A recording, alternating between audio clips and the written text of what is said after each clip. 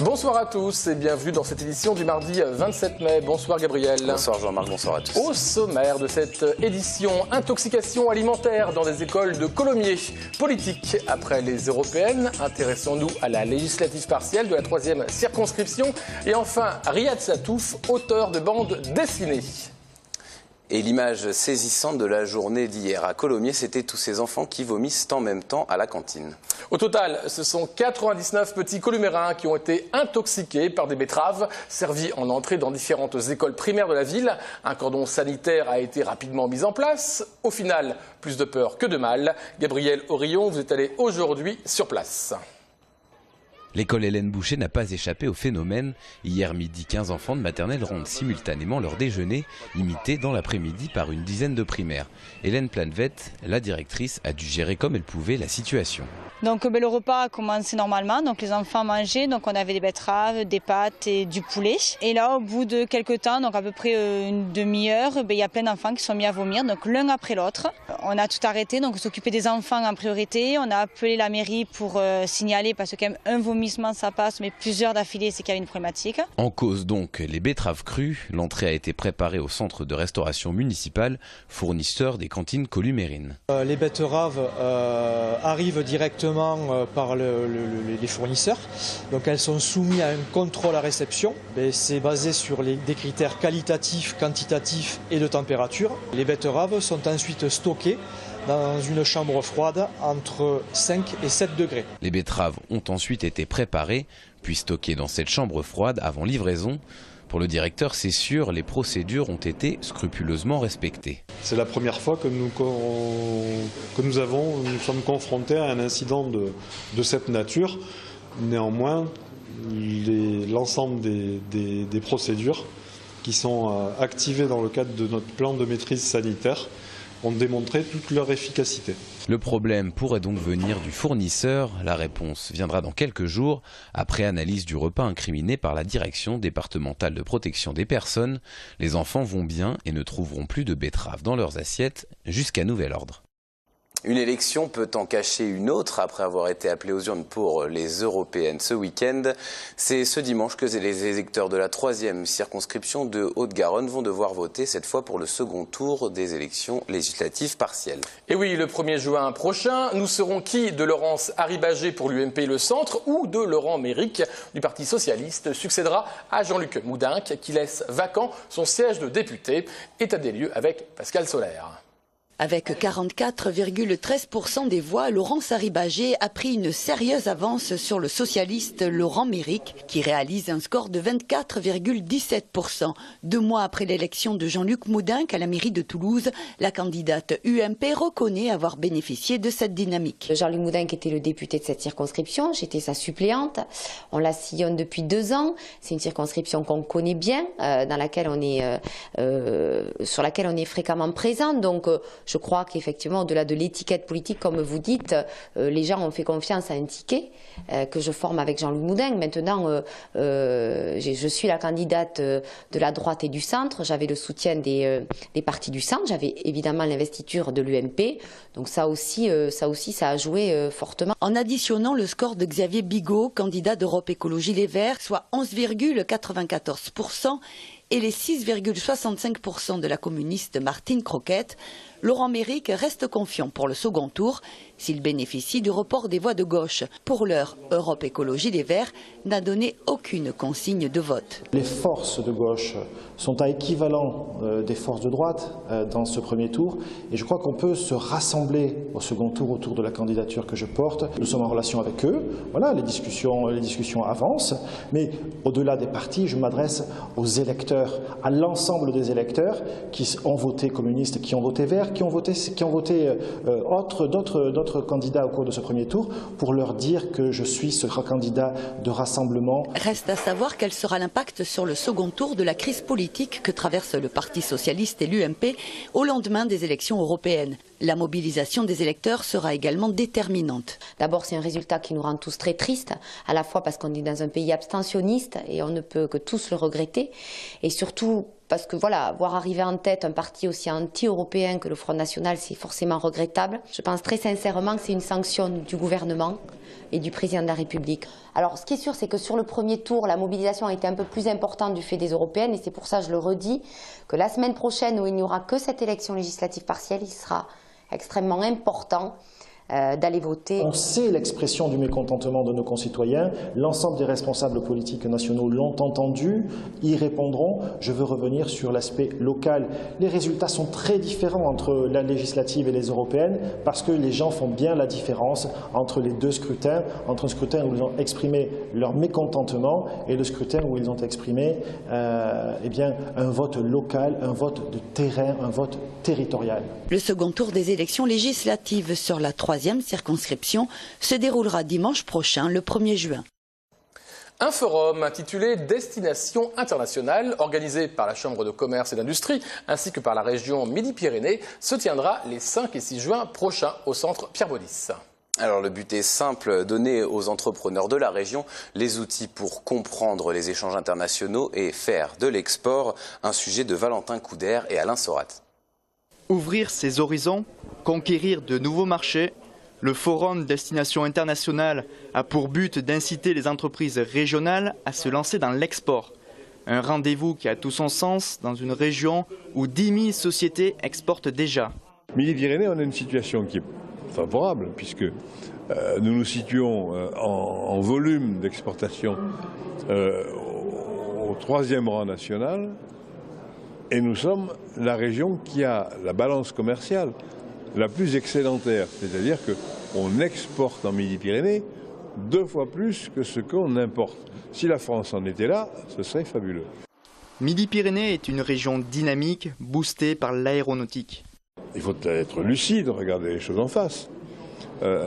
C'est l'aéronautique et l'espace qui constituent non pas 50% de nos exportations, mais 82 ou 83%. On peut exporter beaucoup d'autres produits. Ça dénote la faiblesse de certaines filières, mais notamment dans l'agroalimentaire, dans les services, dans le développement de notre propre économie touristique. Plus qu'une opportunité, exporter est devenu une nécessité pour certaines entreprises. Alors, il y a globalement 2 types d'entreprises. Il y a celles qui ont, donc je dirais, une zone de clientèle locale et celles qui ne l'a pas ou qui ne l'a plus. À ce moment-là, si elle ne déborde pas des frontières, effectivement, elle va mourir. Je les aide à comprendre si, quelque part, ils ont des services ou des produits exportables. Voilà, c'est la base. Donc, est-ce que, quelque part, ces entreprises-là ont des offres qui peuvent apporter une valeur ajoutée à l'international? Si on n'apporte pas de valeur ajoutée, ça ne marche pas. S'ouvrir sur l'espace Schengen pour ensuite gagner le marché américain puis chinois, la CCI guide des sociétés sur la stratégie à suivre pour faciliter les exportations. Ce mardi 27 mai, c'était la journée nationale de la résistance. Un hommage à Jean Moulin a été rendu dans la cour d'honneur de la préfecture. Une journée placée sous le signe de la mémoire et de la transmission. Marlène Canal. 14h30, début de la cérémonie dans la cour de la préfecture. Après lecture de différentes lettres de Jean Moulin à sa sœur et à sa mère, ce sont les enfants de 2 classes de CM2 de l'école Michelet qui ont entonné le chant des partisans d'Aragon.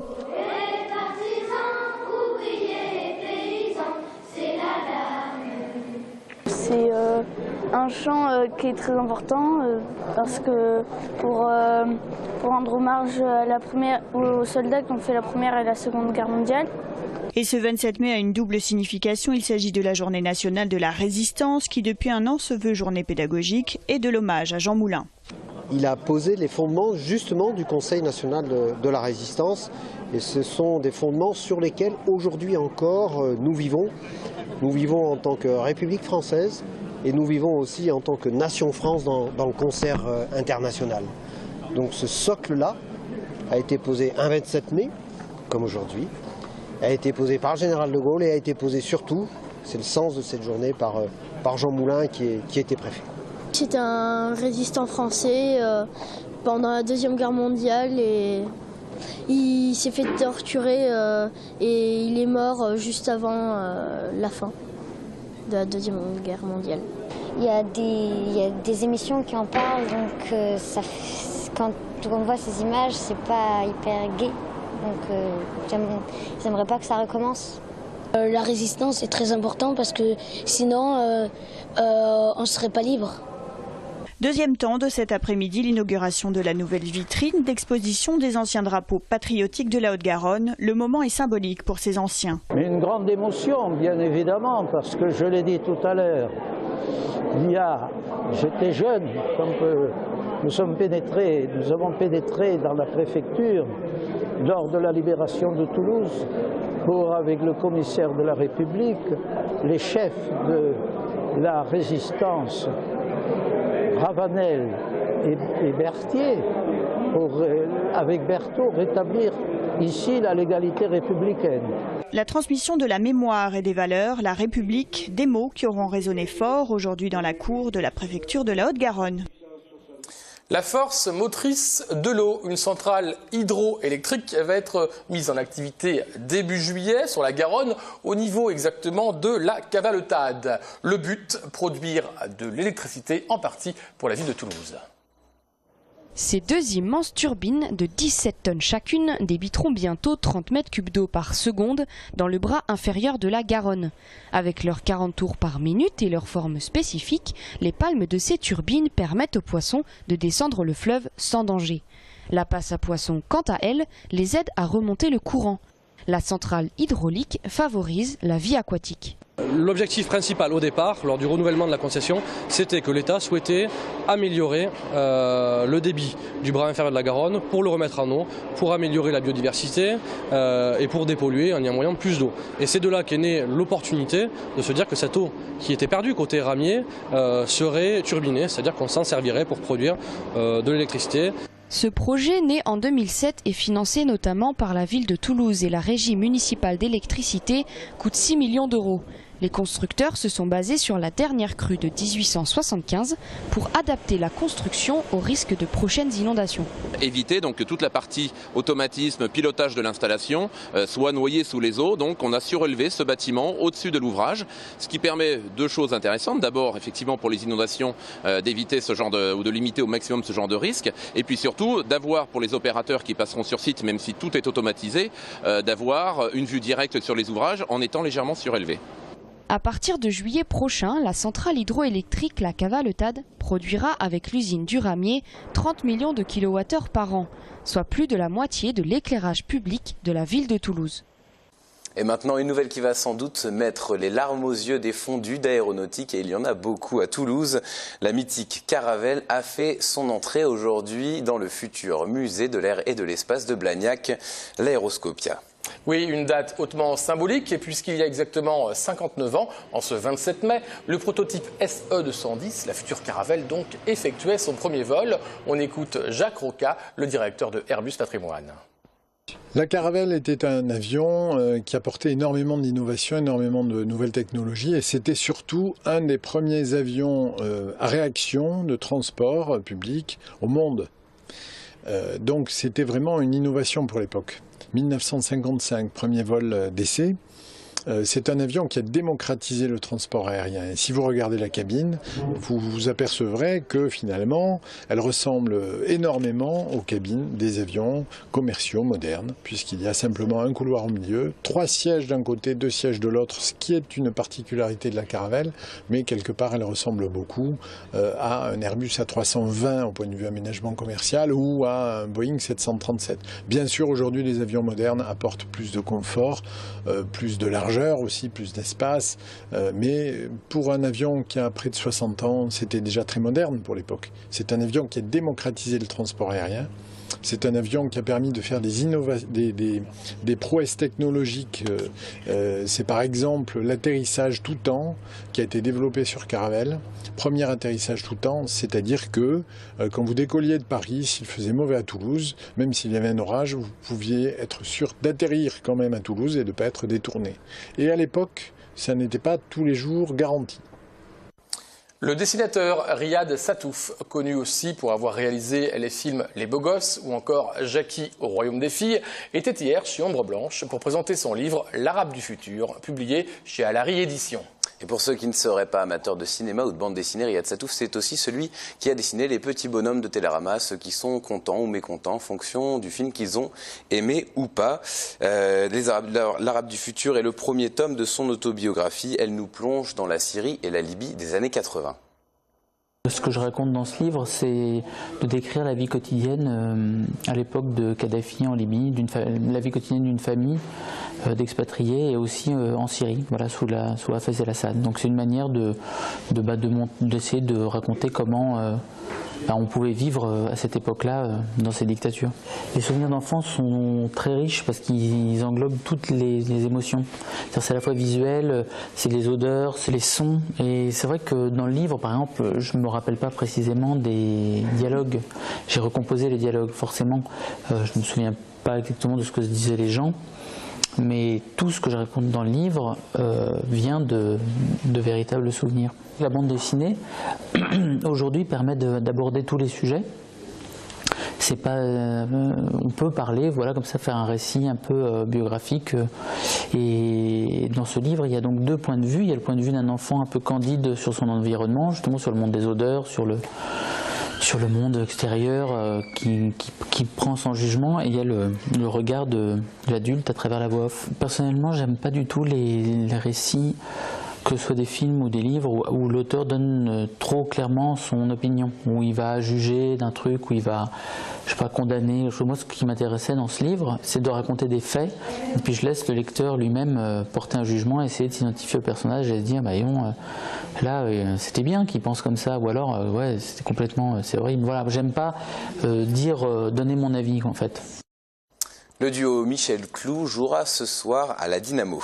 Et oui, Michel Clou à la guitare et au chant avec Patrice Cartier à la batterie reviennent d'un Tour de France où ils ont joué notamment à la Gaîté Lyrique de Paris. Ils défendent sur scène ce soir à 21h leur second album avant de repartir sur les routes avec une autre date parisienne au studio 104 le 12 juin prochain.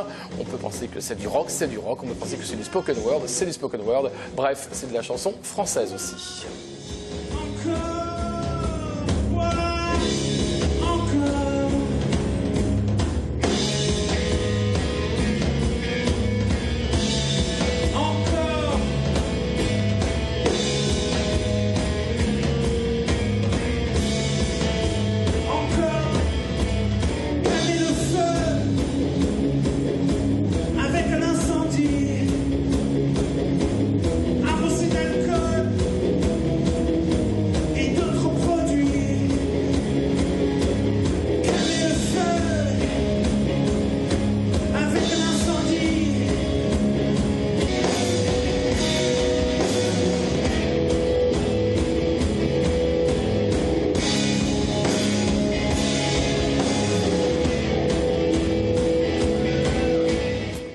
Ce soir donc à la Dynamo à 21h. Demain, vous retrouverez Sophie Voinis aux manettes de ce journal. Et puis, une interview exceptionnelle de Soulage, l'artiste, puisque le musée Soulage de Rodez va ouvrir ses portes au tout début juillet. La presse est invitée de façon exceptionnelle demain et c'est Greg Lamazer et Philippe Guyonnet qui auront l'honneur de rencontrer Pierre Soulage, le maître. Merci Gabriel. Merci, et merci de nous avoir suivis. À demain.